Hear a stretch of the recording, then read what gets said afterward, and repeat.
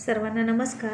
इश्क वाला लव या स्टोरीचे 144 एपिसोड यापूर्वीच अपलोड केलेले आहेत. कृपया ते सगळे एपिसोड ऐकण्यासाठी आपल्या चॅनलला भेट द्यावी. होली सेलिब्रेशनमध्ये आर्याने खूप थंडाई पिली होती आणि इंद्रा तिला सावरण्यासाठी पुढे गेला. आणि आता ती इंद्रासोबतच हार्ट टू हार्ट डील करायचं म्हणत होती. आणि तिनं इंद्राचं बोट पकडलं आणि तिच्या छातीवर ठेवलं आणि तिचं बोट त्याच्या हृदयावर ठेवलं आणि त्याच्याशी नशेत बोलत होती. आता ती नशेत होती म्हणून तिला काही वाटत नव्हतं, पण इंद्रा मात्र शुद्धीत होता आणि त्यामुळे त्याला खूप कसं तरी होत होतं. मग तो तिला त्याच्यापासून थोडं लांब करत म्हणाला, मिस आर्या, तुम्ही आता शुद्धीत नाही, आपण नंतर बोलूया. आणि ती म्हणाली, no, I am okay. Indra, सांग ना, कशी करायची रे डील? तू नाही सांगितलं तर मी डॅडना विचारेन, असं म्हणाली आणि ती अर्जुनकडे निघाली. आणि इंद्रा थोडा दचकला आणि म्हणाला, ओ नो, आता मी काय म्हणालो हे जर हिनं अर्जुन सरांना सांगितलं तर त्यांना लगेच कळेल की मला काय म्हणायचं होतं. मग आता हिला अशा अवस्थेत सोडू पण शकत नाही. काय करू? आर्यासुद्धा इथे नाही, त्यानं हिला बरोबर हँडल केली असती. मग तो जरा इकडे तिकडे बघू लागला आणि त्याला पिहू दिसली आणि त्याने तिला हाक मारली, पिहू दी, प्लीज इकडे ये ना. पिहू जवळ आली आणि म्हणाली, काय झालं रे? आणि इंद्रानं आर्याकडे हात दाखवून इशारा केला आणि तिची अवस्था बघून पिहूने सुद्धा कपाळावर हात मारून घेतला आणि म्हणाली, बाप रे, आता ही अशी आहे तर मग दुसरं कार्टून कुठं आहे? ती पण असंच असणार. मग इंद्रानं थोडं इकडे तिकडे बघितलं, थोडं शोधलं आणि ते दुसरं कार्टून मधू आरवच्या मागे लागली होती आणि त्याला छळत होती आणि तिला सांभाळता सांभाळता आरवची वाट लागली होती. आणि पिहूनं आता आर्याच्या हाताला पकडलं, तिला ओढत ओढत मधूकडे घेऊन गेली. आणि आरव खूप बारीक तोंड करून पिहूला म्हणाला, पिहू, सांग ना तुझ्या बहिणीला, अगं कधीची छळते, तिला तू आत घेऊन जा बरं. पिहू हसली आणि म्हणाली, हो आरव, तिलाच घ्यायला आले, पण आता माझी हेल्प करा. या दोघी मला आवडणार नाहीत, माझ्यासोबत यांना घेऊन आत चला. आणि मग आता आर्याला पिहूनं पकडलं आणि मधूला आरवने पकडलं आणि आतमध्ये बेडरूममध्ये घेऊन गेले. तरीही दोघी आणखीन थंडाई प्यायची असं म्हणत होत्या आणि हट्ट करत होत्या, हात सोडून पळत होत्या. आणि आर्या दरवाजामध्येच थांबली, आत येतच नव्हती. पिहूदी, मला नाही यायचं, मला इंद्राशी बोलायचं आहे, सोड मला, असं म्हणत होती आणि पिहूलाच पाठीमागं ओढत होती. आता आरव आणि पिहू जाम वैतागले. शेवटी दोघांनीही बेडरूममध्ये त्या दोघींना ढकललं आणि दरवाजा ओढून घेतला आणि दरवाजाला पाठ टेकवून हुश्य असं म्हणून सुटकेचा निश्वास टाकला. आणि पिहूनं तिचे डोळे मिटून घेतले आणि मग काही वेळानं दीर्घ श्वास घेऊन तिने तिचे डोळे उघडले आणि ती काहीशी दचकलीच, कारण तिच्या तोंडाच्या अगदी जवळ आरव आला होता आणि तो तिच्याकडे बघत होता. आणि मग तो आहे म्हटल्यावर रिलॅक्स फील करत पिहू हसली आणि म्हणाली, आरव, काय हे, दचकलं ना मी? आणि आरव तिच्या आणखीन खूप जवळ जात तिच्या कमरेवर हात फिरवत म्हणाला, बेबी, दचकलो तर मी होतो काही वर्षांपूर्वी याच दिवशी, आठवते का काही, की आठवण करून देऊ? आणि पिहू मुद्दाम म्हणाली, काय, मला काही नाही आठवत. आरव म्हणाला, ओके, मग तुला आठवण करून द्यावीच लागेल, असं म्हणून त्याने तिच्या ओठांकडे त्याचा मोर्चा वळवला. आणि पिहू म्हणाली, आरव, कोणीतरी येईल. आरव म्हणाला, आलं तर आलं, आता त्यात काय घाबरायचं, आता आपण नवरा बायको आहोत आणि आपल्याला एक बेबीसुद्धा आहे. आता हे तरी आठवतंय की तेही विसरलीस? आणि पिहू त्याच्या ओठांवर हात ठेवत म्हणाली, आरव, आठवतं, आणि म्हणूनच म्हणते, बेबी बाहेर मम्मीकडे आहे, चल पटकन. आणि आरव तिच्याकडे तक्रार करत म्हणाला, पिहू, बेबी आल्यापासून तुम्हाला कसलाच टाईम देत नाही गं, सतत बेबी बेबी करतेस. आजकाल ऑफिसला जाताना सुद्धा माझा मी रेडी होतो की नाही, आणि मी संध्याकाळी आलो तर तू थकलेली असतेस, मग तुझ्याकडे बघून तुला त्रास नाही देऊ वाटत, आणि तू मला कॉफीसुद्धा पाजत नाहीस. तरीही मी काहीतरी कंप्लेंट करतो का तुझ्याकडे? नाही ना? आणि कायम तू मला दूर ढकलतेस आणि बेबीला जवळ घेते. एकतर आपल्याला प्रेम करायला किती कमी वेळ मिळाला आणि लगेच लग्न पण झालं आणि लगेच बेबी झाला, आणि आताही तुझं तेच सुरू आहे, बेबी बेबी. त्या बेबीला तर त्याची मम्मा मिळाली, पण माझी वाईफ मात्र हरवली. पिहू थोडी हसली आणि म्हणाली, आरव, तुला काय हवंय? आणि आता आरवने तिच्या भोवती मिठी मारली आणि तिला खूप जवळ ओढून घेतली आणि हळूच म्हणाला, ये होई ना पते की बात, असं काहीतरी बोल ना. Now I want deep passionate mad kiss. पिहूनं थोडं इकडे तिकडे पाहिलं आणि म्हणाली, तुला डीप किस हवाय आणि तो सुद्धा इथे, आणि कोणी पाहिलं तर.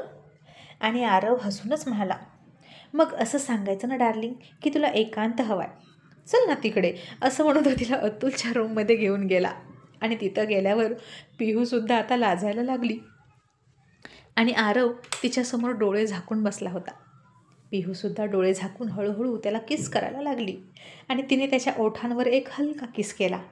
तिचा ओठ त्याच्या ओठात पकडून हळूहळू तो ओठ त्याच्या ओठांनी खाऊ लागला आणि आता पिहूसुद्धा त्याच्या गळ्यात हात टाकून आणि त्याने तिच्या कमरेत हात टाकले आणि दोघे खूप रोमॅन्टिक होऊन किस करायला लागले.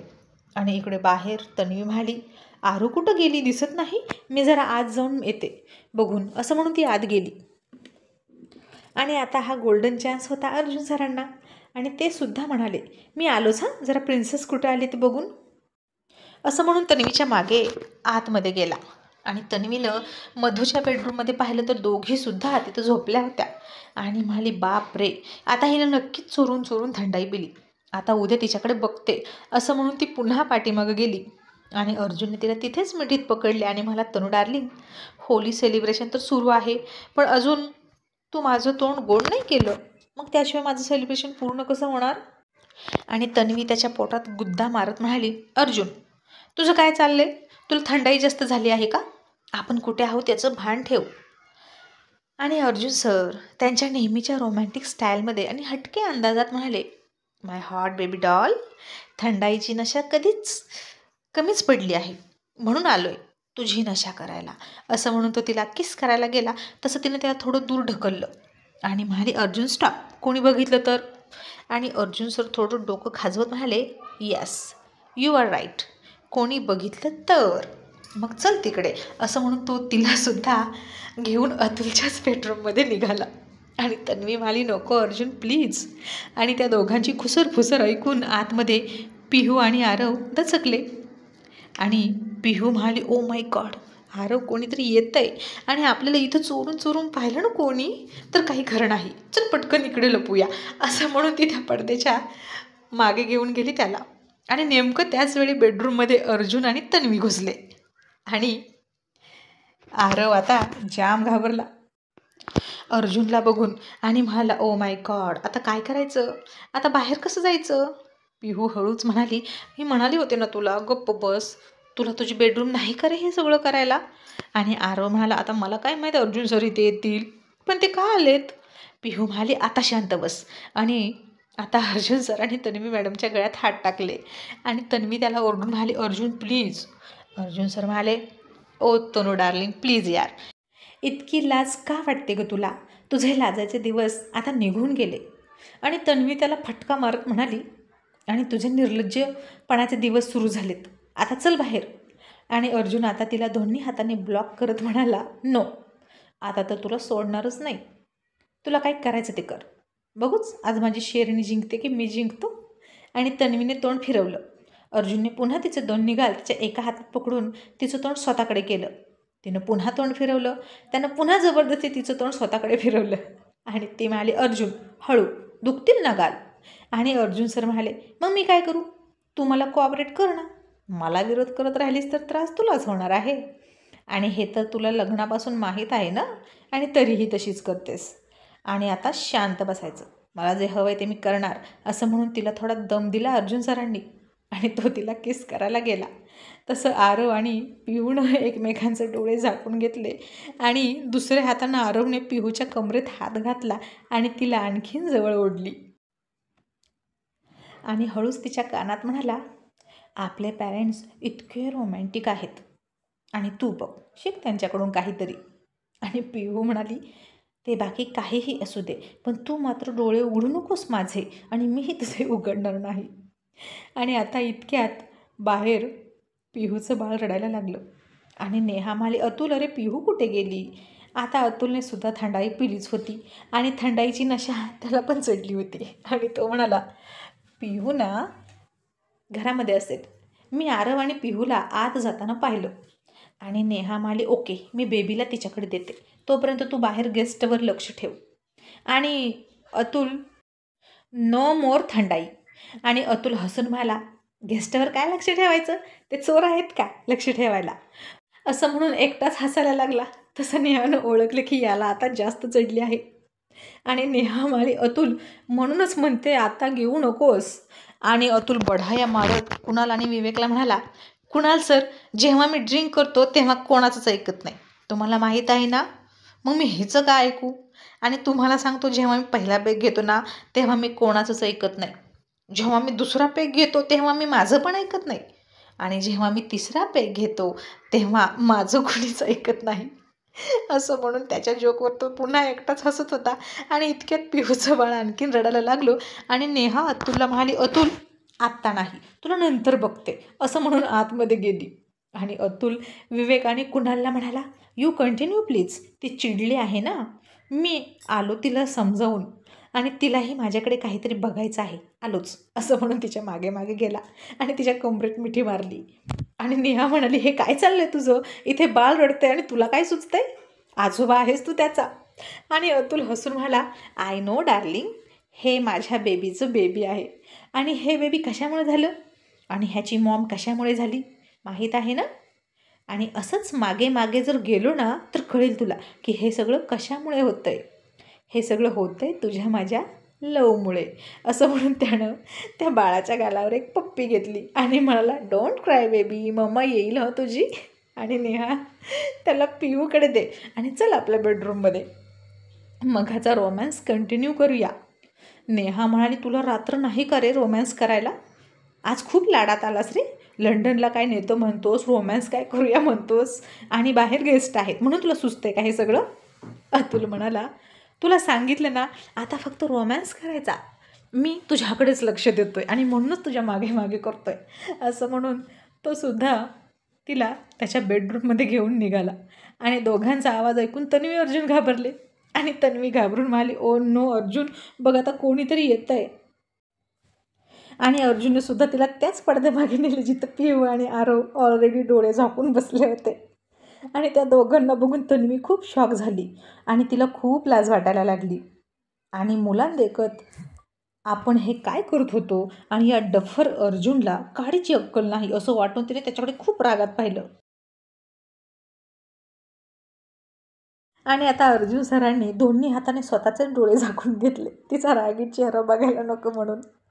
आणि अतुल नेहा बेडरूममध्ये आले आणि पुन्हा अतुल तिला किस मागू लागला आणि ती नाही नाही म्हणत होती. तसा अर्जुन हळूच आरवला म्हणाला, जमाई राजा, पिक्चर का तीसरा पार्ट शुरू हो चुका है, वैसे आपने हमारा कुछ देखा तो नहीं ना. तसं अर्जुनचा आवाज तेही इतक्या जवळ ऐकून पिहू आरव दोघांनी दचकून डोळे उघडले. आणि पिहू म्हणाली, अंकल तुम्ही. आणि तिनं आरवकडे चिडून पाहिलं आणि तन्वीनं अर्जुनकडे चिडून पाहिलं. आणि अर्जुन म्हणाला, तनू विसर ना आता ते, इट्स लव यार, त्यांचं आणि आपलं सेमच आहे.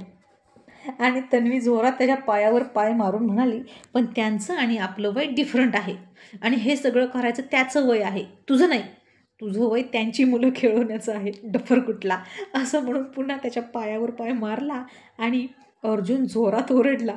तसा नेहा आणि अतुल दचकले आणि तन्वी पडद्यामागून बाहेर निघाली आणि रागात बाहेर गेली. आणि आता सगळेच पडद्यामागून बाहेर आले आणि पिहूसुद्धा बाळाला घेऊन पटकन पळाली. आणि नेहा अतुलला म्हणाली, आता तर मी तुला नंतर खरंच बघते, आणि खूप चिडून बाहेर गेली. आणि तिघांनीसुद्धा एकमेकांकडे खूप घाबरून पाहिलं. आणि ही धमकी कोणाला होती, आपल्याला, छे मुळीच नाही, असं म्हणून तिघे हसायला लागले बेशरमसारखे. आणि आता इंद्रानंसुद्धा थंडाई पिली होती आणि त्यानं आर्याला हार्ट टू हार्ट टच केल्यामुळे त्यालासुद्धा डोक्यात हवा गेल्यासारखं झालं होतं आणि जिकडे तिकडे तीच दिसत होती. मग आता जवळजवळ होली सेलिब्रेशन संपलं. रिया आणि कुणाल घरी गेले आणि त्यांनी समोर पाहिलं आणि हसायला लागले. हे दोघे लव बर्ड्स एकमेकांच्या डोक्याला डोकं लावून हातात हात घेऊन मूवी बघत बसले होते आणि तसेच झोपले होते. आणि कुणाल हसून म्हणाला, बघ तुझं जावई, मला ना असं वाटतं की आता याला लग्नापर्यंत स्वीटीला भेटू द्यायचं नाही आणि घरी पण येऊ द्यायचं नाही. आपल्याला काहीच कळू न देता तो आला इथं. रिया म्हणाली, कुणाल, तुम्हाला त्याच्यावर विश्वास नाही का? असं का बोलताय? कुणाल म्हणाला, रिया, विश्वास नसता तर चोराच्या हातात तिजोरीच्या चाव्या दिल्या असत्या का मी? मला या दोघांवरही विश्वास आहे की ते चुकणार नाहीत. मुलं संयमी आहेत. मग आता यांना इथे झोपू दे का पाठवायचं त्यांच्या रूममध्ये? ती म्हणाली, तुम्ही जा, तुम्हाला आधीच थंडाई जास्त झाली आहे, मी यांचं काय करायचं ते बघते. असं म्हणून तिने त्या दोघांना उठवलं आणि झोपायला पाठवलं. मग आता इंद्रा सुद्धा त्याच्या घरी आला. त्यानं गाडी थांबवली आणि समोर पाहिलं तर त्याच्या गाडीवर त्याला आर्या बसलेली दिसली. आणि तो चकित होऊन बाहेर आला आणि तिला म्हणाला, आरू, तू इथे कशी आलीस? तू घरी नाही गेलीस का? आणि आरू थंडाईच्या नशेमध्ये म्हणाली, मी इथे तुझ्या मागे मागे आले, तुझ्या मनात बसून मी इथे आले, बरोबर ना इंद्रा?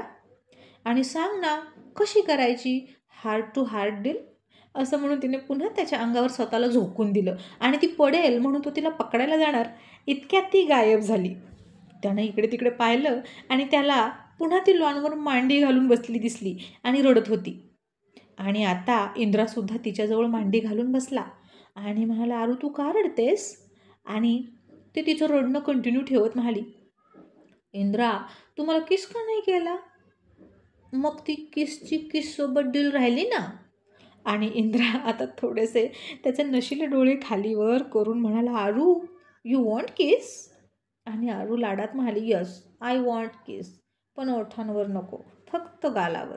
असं म्हणून तिनं त्याच्यासमोर गाल केला आणि इंद्रा खुश होऊन तिच्या गालावर त्याच्या ओठांचा चोंबू करत किस करायला गेला.